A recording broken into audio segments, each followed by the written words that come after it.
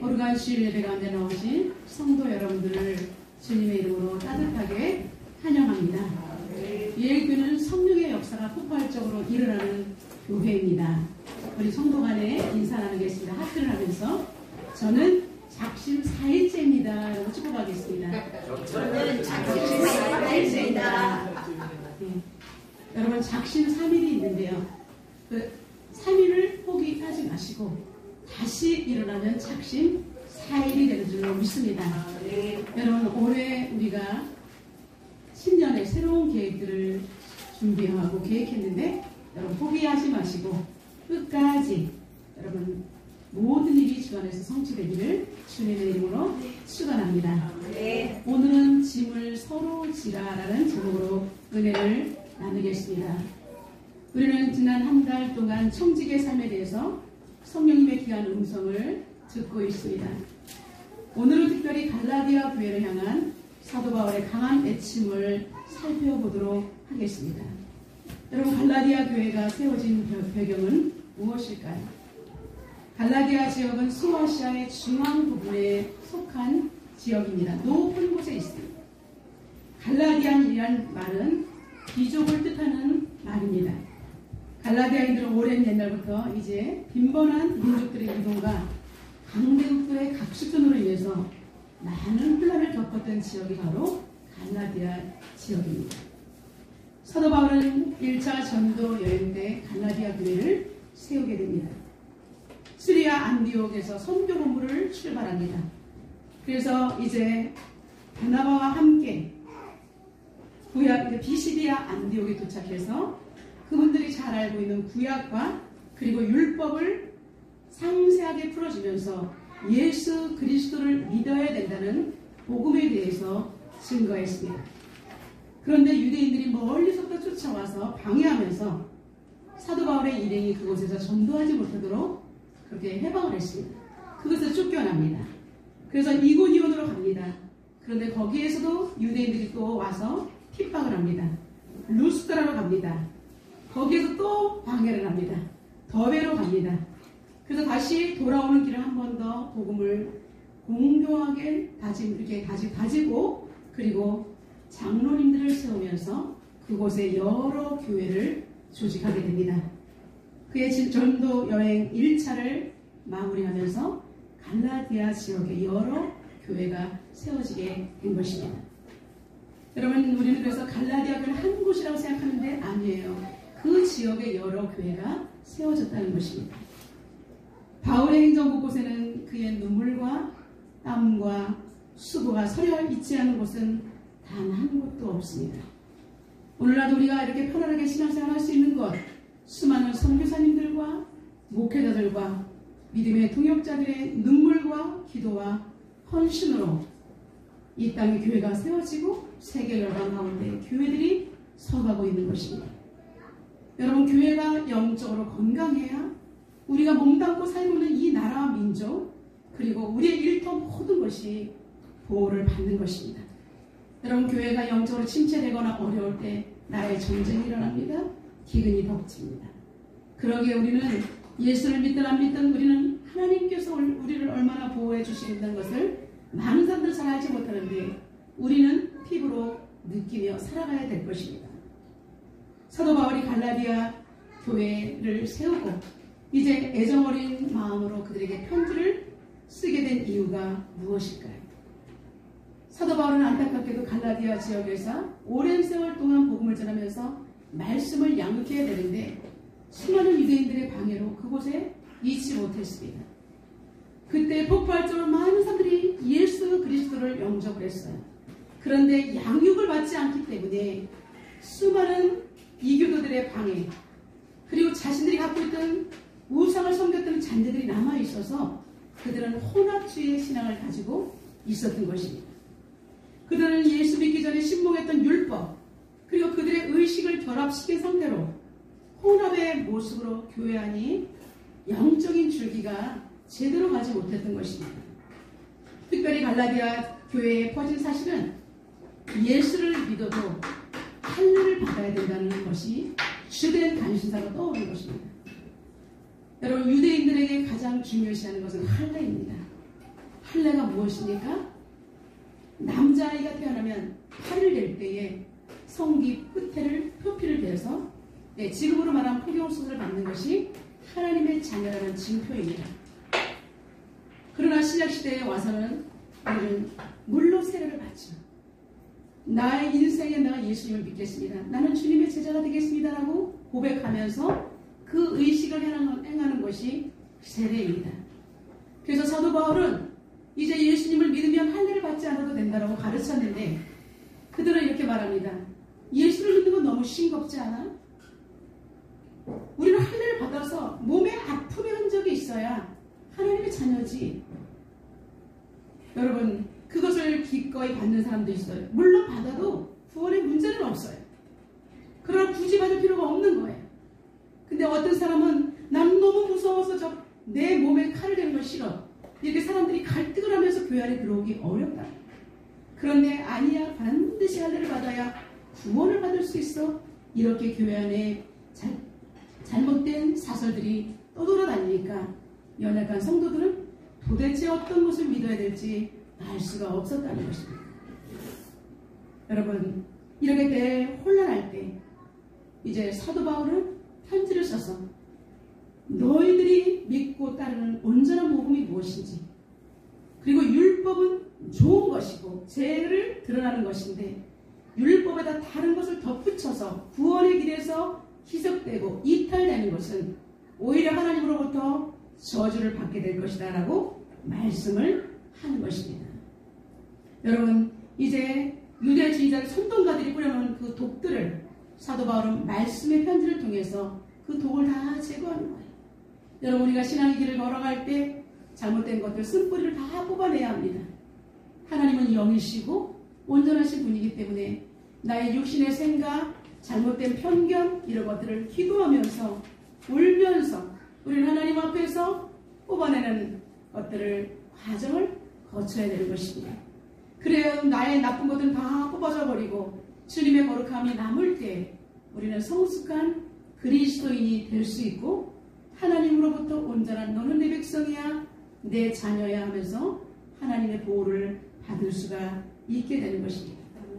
사도 바울은 너무나 안타까웠어요. 그래서 예수 그리스도는 값을 매길 수 없는 너무나 값진 분이시다. 그분이 우리의 죄를 위해서 십자가에 돌아가셨다.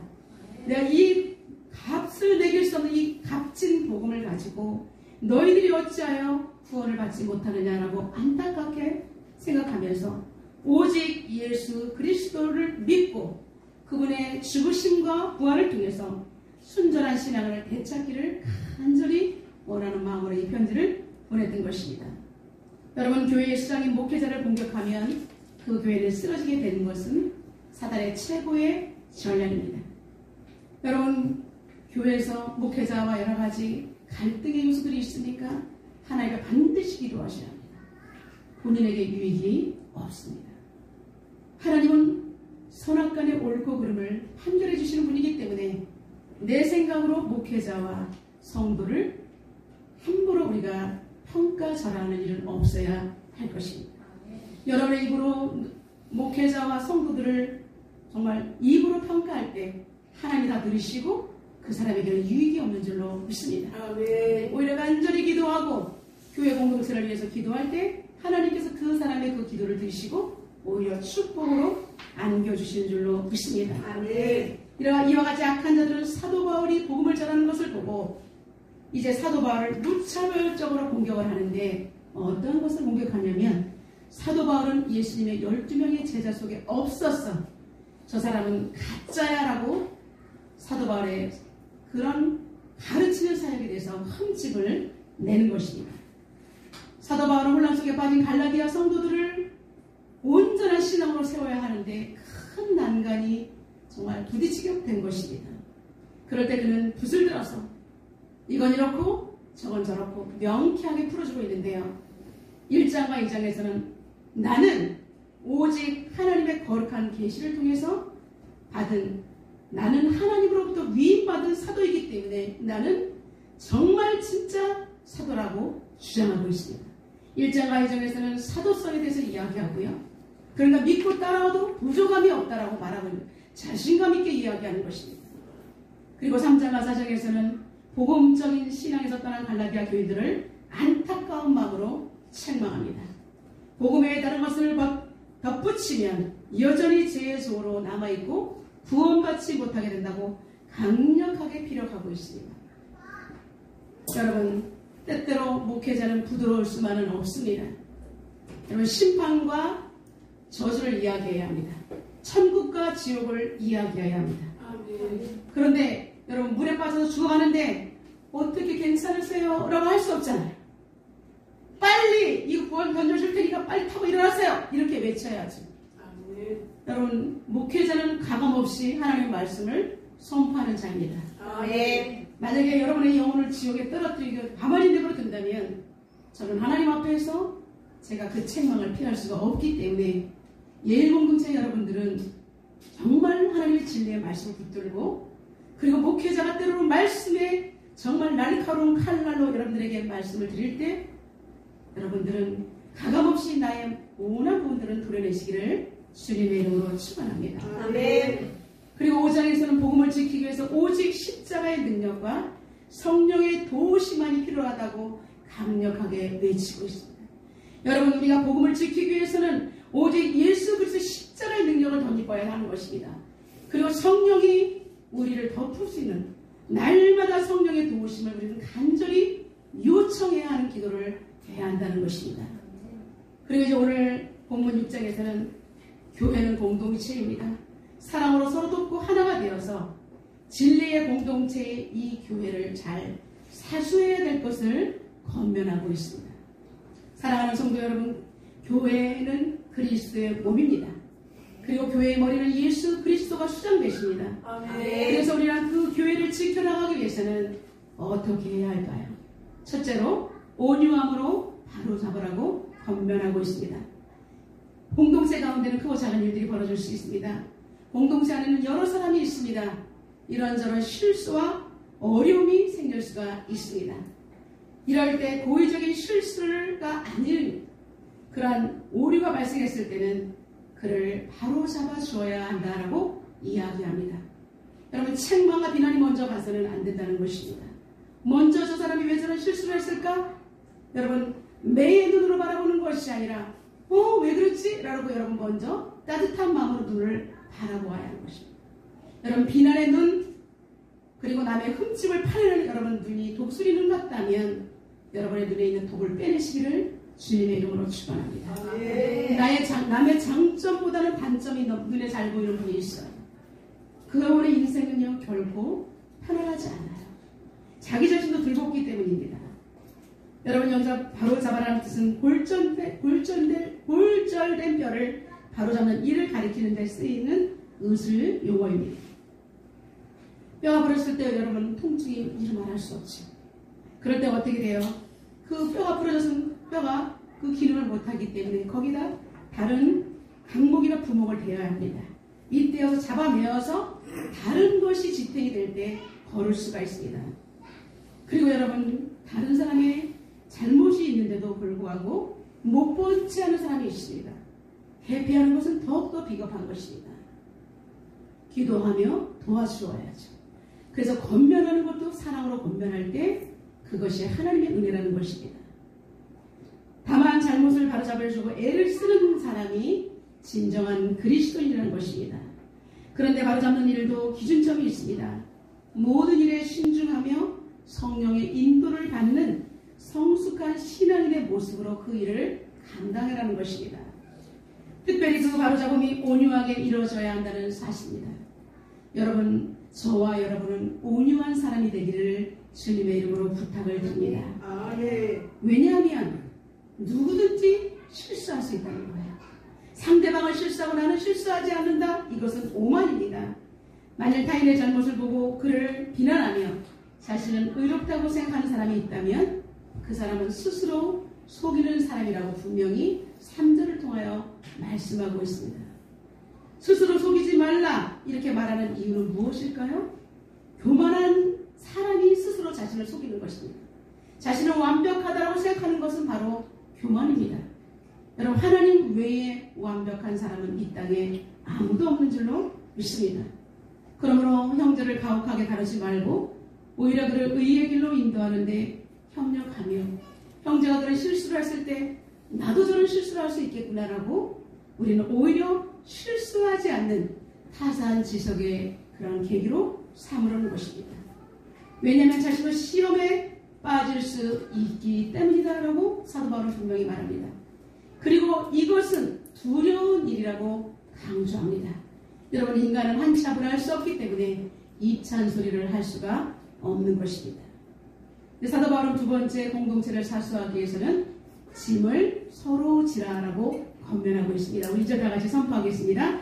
너희가 짐을 서로 지라. 그리하여 그리스도의 법을 성취하라. 아멘. 너희가 짐을 서로 지라는 것입니다. 그럴 때 예수 그리스도의 법이 성취된다는 것입니다. 5절에서는 또 이렇게 말합니다. 각각 자기의 짐을 질 것이다. 여러분, 이것은 무슨 말입니까? 공동체 안에서 서로 어떤 문제가 발생하면 서로 나서서 제가 하겠습니다라고 한 마음으로 이 공동체를 보호하기 위해서 결집되라는 것입니다. 연합되라는 것입니다. 그런데 여기에서 5절에서는 그런데 결집된다고 해서 어떤 사람은 막 적극적으로 나서는데 어떤 사람은 가만히 뒷짐지라는 것이 아니라 각각 자기의 짐을 질 것이다. 본인의 역할을 충실히 수행하라는 것입니다. 공동체로 연합이 되지만 또 독립적으로 자기의 역할을 감당할 때 그 공동체는 소망 있는 공동체가 되는 것입니다. 여러분, 배우자 간에도요, 남편을 지나치게 의지하면 남편이 돌아가실 때 혼자 남았을 때 그 역할을 못하고 날마다 울면서 그 역할을 못하고 자녀들에게 짐을 씌우는 그런 어머니들을 가끔가다 저는 상담을 합니다. 여러분도 아내에게 지나치게 의지했다가 아내가 이 세상을 떠나면 혼자서 정말로 힘들게 살아가는 분들을 볼 수가 있어요. 여러분, 하나님께서는 가정이란 연합체를 주셨지만 연합되되 자기 스스로의 역할에서는 독립적이어야 합니다. 여러분, 집착하면, 사랑이라는 이름으로 집착하면 다 망하는 것입니다. 여러분, 자신의 일을 정말로 정리정돈하면서 자신의 일을 탁탁탁 해나가면서 그러나 연합할 때도 적극적으로 나서는 사람이 하나님께서는 공동체에서 서로 짐을 지는 행위라고 말하고 있는 것입니다.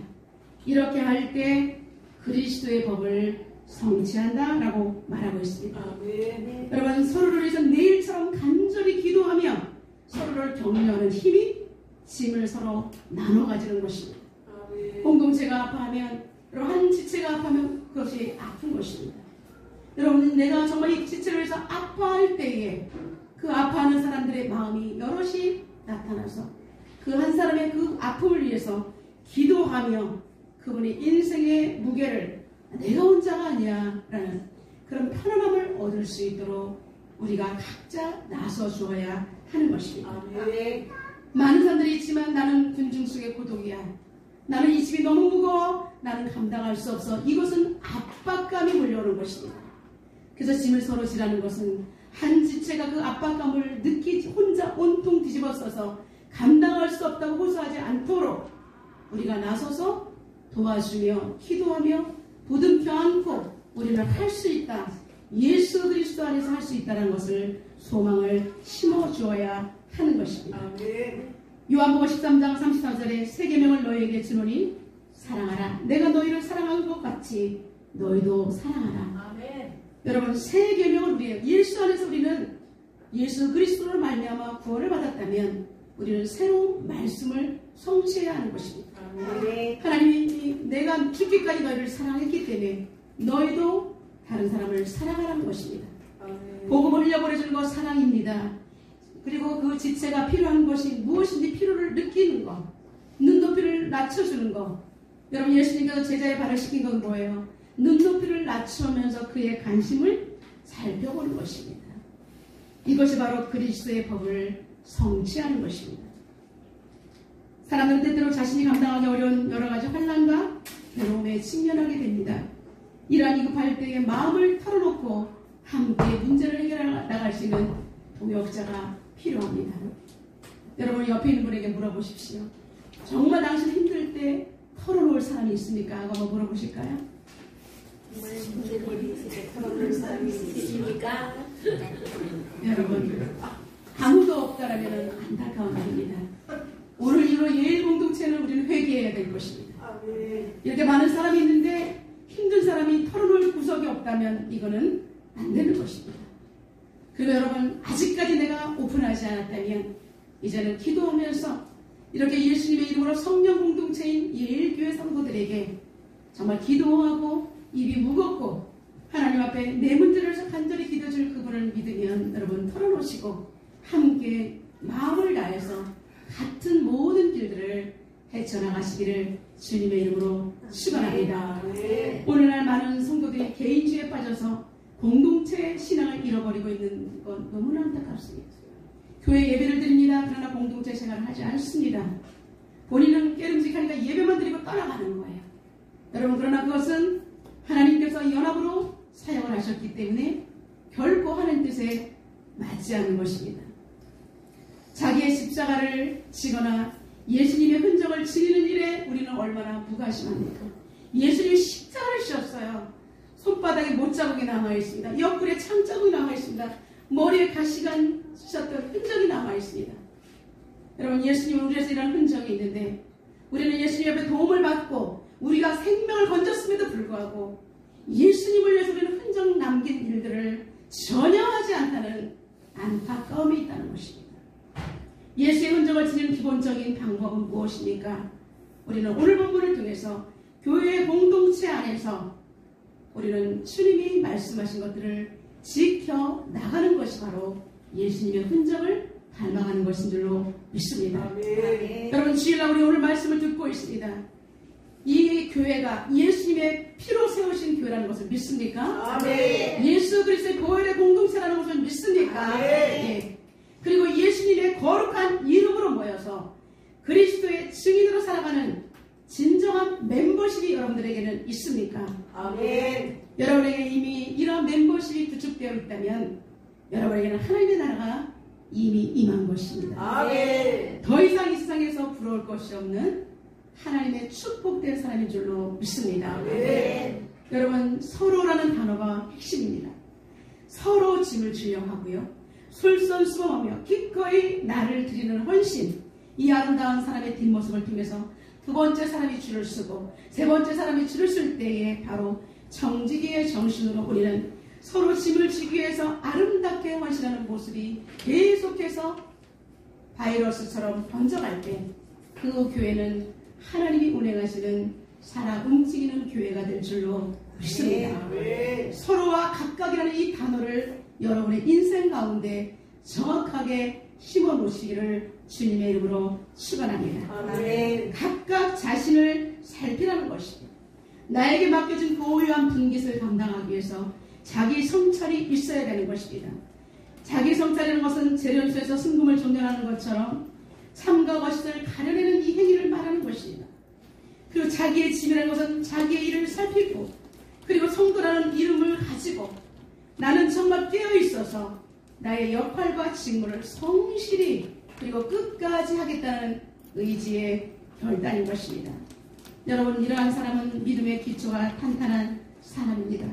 이러한 사람을 베드로 사도는 이렇게 말합니다. 너희 믿음의 확실함은 불로 연단하여도 없어질 금보다 더 귀하여 예수 그리스도께서 나타나실 때에 칭찬과 영광과 존귀를 얻게 할 것이라. 베드로전서 1장 7절에 말하고 있습니다. 우리가 믿음이 확실해야 합니다.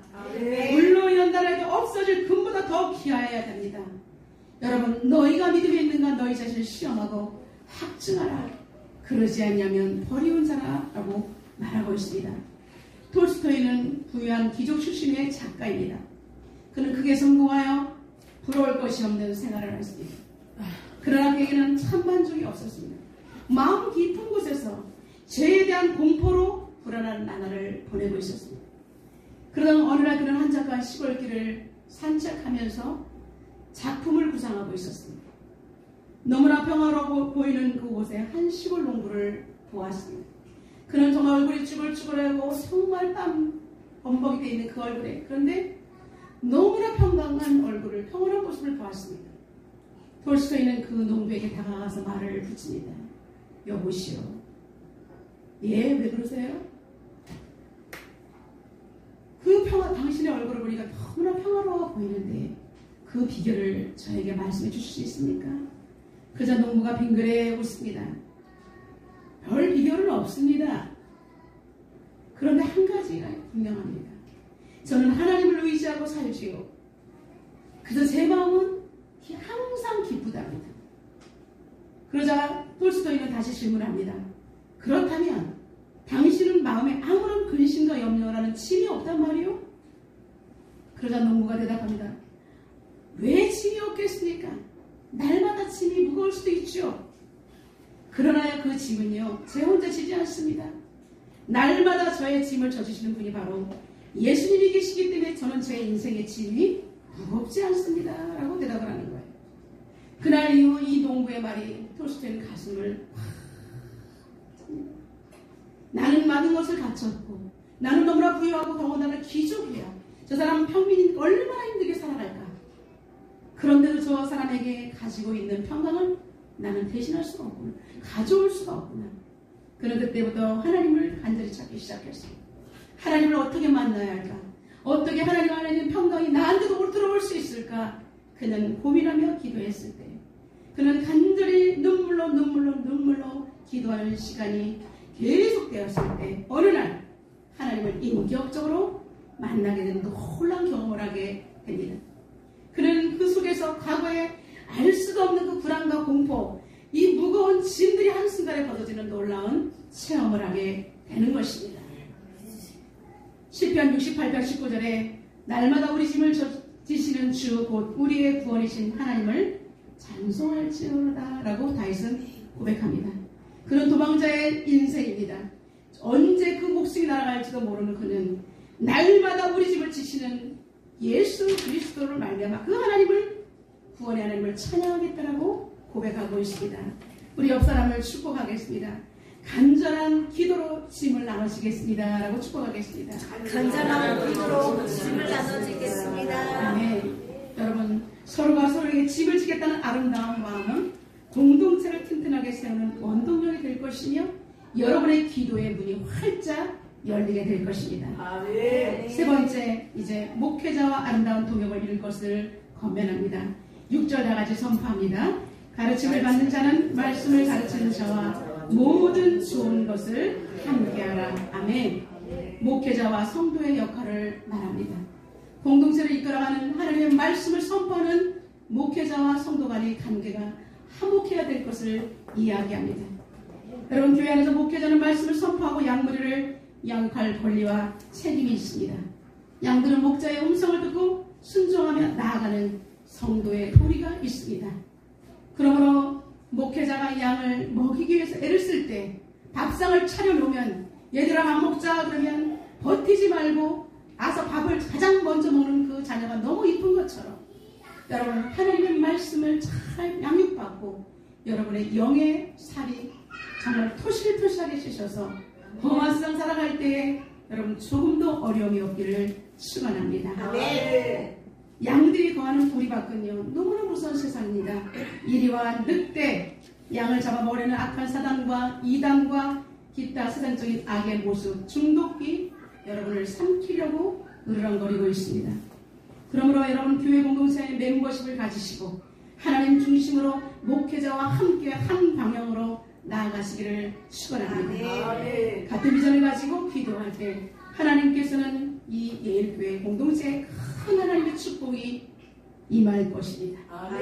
하나님께서 교회를 축복하시는 여러분의 삶은 저절로 노를 저어가듯이 편안할 것입니다. 하나님이 함께 하시는 교회, 하나님이 함께 하시는 여러분의 가정도 하나님이 함께 하시는 가정이 되고 여러분의 직장과 일터와 사업이 하나님이 운행하시는 그런 거룩한 일터 교회가 될 것입니다.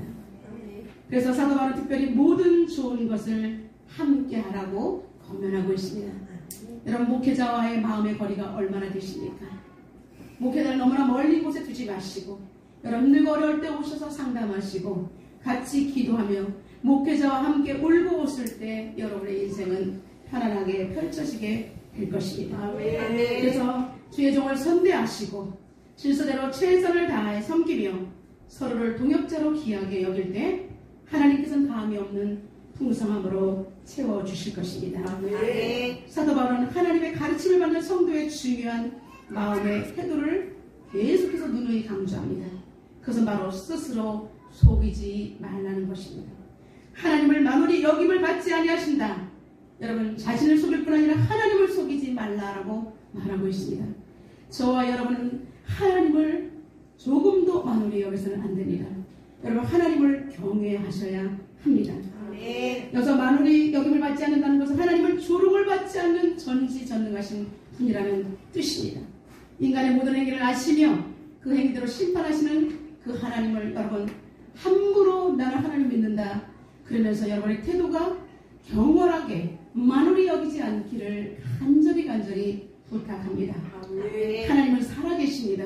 아멘. 하나님은 정말 너무나 좋으신 분이지만 공의의 하나님이기 때문에 우리는 정말로 예우를 갖춰서 하나님을 섬겨야 하는 것입니다. 아멘. 여러분, 이런 하나님을 우습게 여기는 사람은 주의 성령마저도 속이는 우를 범합니다.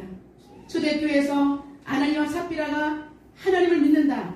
그리고 그 사도들이 말했을 때 이것이 다냐라고 말했을 때 다라고 거짓말했을 때 네가 성령을 속였다라고 말했을 때 그 자리에서 두 부부가 세상을 떠나고 말았던 것입니다. 여러분, 때로는 하나님의 말씀이 이렇게 무서운 서리발처럼 임할 수 있습니다. 그러므로 여러분, 저와 여러분은 하나님 앞에서 호람대오의 신앙으로 온전히 서야 합니다. 아멘. 하나님 앞에 바로 서지 아니하면 내 인생을 스스로 속이고 하나님도 속일 수밖에 없다는 것입니다. 이제 마지막으로 사도 바울은 우리에게 심는 것에 대해서 격려를 하고 있습니다. 8절 나같이 선포하겠습니다. 자기 육체를 위하여 심는 자는 육체로부터 썩어질 것을 거두고 성령을 위하여 심는 자는 성령으로부터 영생을 거두리라. 아멘.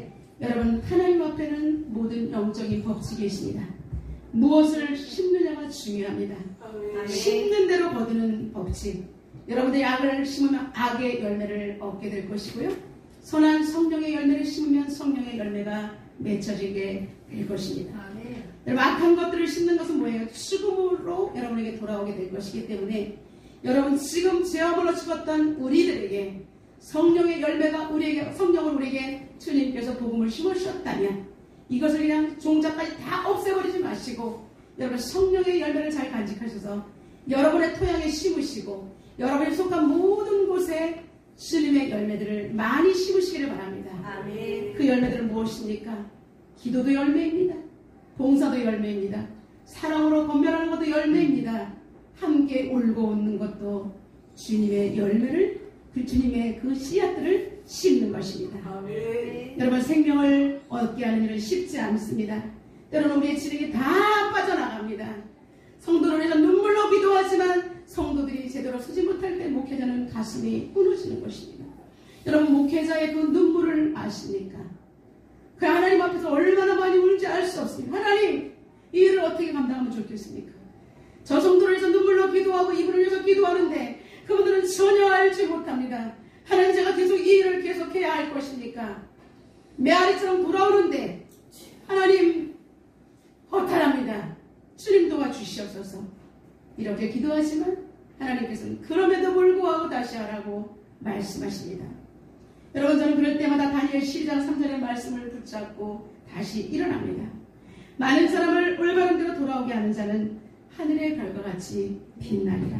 아멘. 여러분, 사람들을, 성도를 세우며 그리스도 예수의 복음을 전하지 않고는 견딜 수 없는 불붙는 영상은 이 여러분들에게 지속되기를 주님의 이름으로 축원합니다. 아멘. 여러분, 이제 말씀을 맺겠습니다. 우리가 이제 이렇게 최고의 날을 맞이하기 위해서 우리는 선을 행하되 낙심하지 말고 포기하지 않으면 내가 이름에 거둔다라고 말씀하시고 기회가 있는 대로 모든 사람들에게 그리고 더욱 믿음의 가정들에게 하라고 우리에게 말씀하고 있습니다. 여러분, 이런 삶을 살아가기 위한 건 왜 그럴까요?